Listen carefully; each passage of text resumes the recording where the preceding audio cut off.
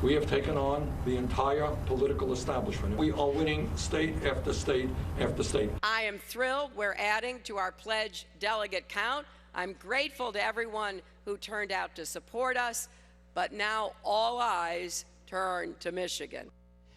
Bernie Sanders and Hillary Clinton reacting to a split verdict in 3 races Saturday night. Sanders picked up wins in 2 caucus states. In Kansas, he won with 68%, and in Nebraska with 56%. But Hillary Clinton won the Louisiana primary with 71%. And that takes the overall Democratic delegate count to 1,121 for Clinton, 479 for Sanders, 2,383 still needed to win the nomination. And we're back now with the panel. Well, this week, the Justice Department granted immunity to a fellow named Brian Pagliano. He's a former State Department staffer, former Clinton 2008 staffer who set up Clinton's private email server. And here's what Ted Cruz had to say about that. Listen, I think it is an ominous development for Hillary Clinton. When Paulie flips and goes to the feds, it ain't good for Fat Tony.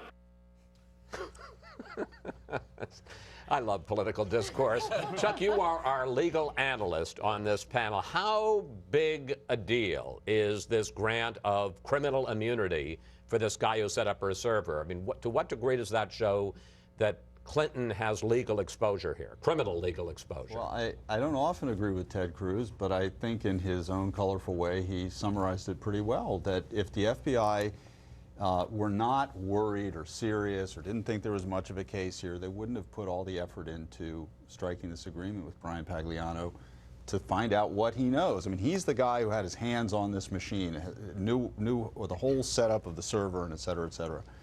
And it tells me that they are mounting a real investigation, that they are concerned that there was some kind of criminal activity, if not by Hillary herself, but by some of her very closest aides, which would almost be as bad for her.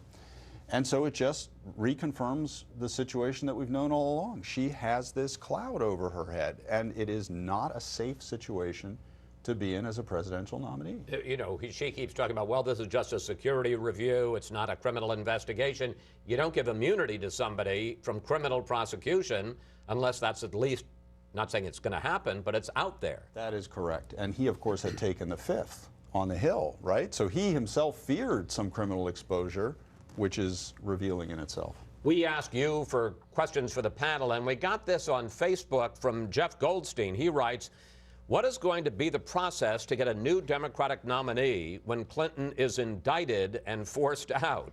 Julie, Jeff is obviously jumping the gun a bit here, but is there any talk in the White House about a worst-case scenario, that she gets indicted either before or after a nomination? There's not a lot of active talk about that scenario right now. I mean, you got to remember the White House has really come down on the side of Hillary Clinton in this. They think that she has handled the situation poorly. They think it was a mistake for her to have a private server in her house. But the President of the United States has come out and said that there's nothing that's going to come out in an investigation that will prove to be criminal.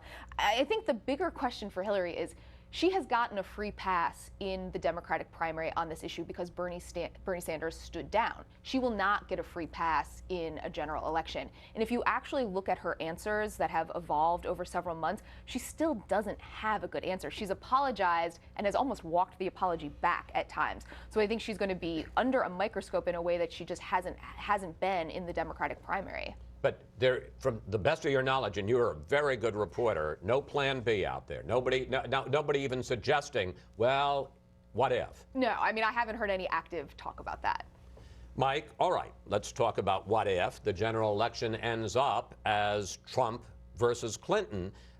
Ted Cruz made a big deal of this in the debate, and he pointed out, you know, Hillary Clinton may have her problems, but Ted Cruz has his problems. He's got this civil suit over Trump University. And he also pointed out that Trump gave a lot of money to Clinton in 2008. How much of a problem would that be for Trump? I think if it's not going to be a problem during the Republican primary, it's going to be even less of a problem during the general election. I mean, it will cause some issues, but in some ways it'll help Donald Trump run back to the middle in a way that maybe another Republican wouldn't, in a way to get more moderate votes. I mean, people haven't talked about that yet, but if that hasn't sunk him in the Republican primary, I don't think it will do so in the general. You know, it's interesting because there are moments in this debate, the Republican debate, when Trump seems to be already pivoting a little bit to a general election strategy. He says, no, look, the abortion aspect of it is all over the line, but Planned Parenthood does a lot of good things for women. He talks about being flexible about immigration.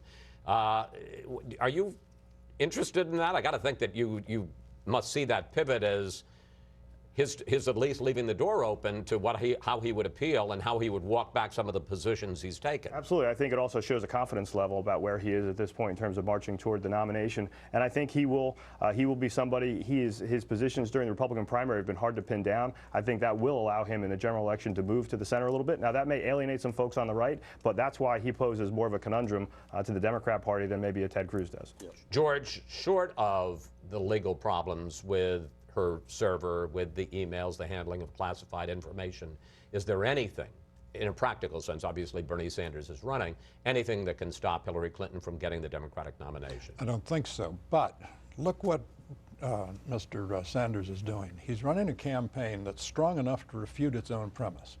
The premise of his campaign is that big money dominates this. He raised $42.7 million in February. She raised $30 million.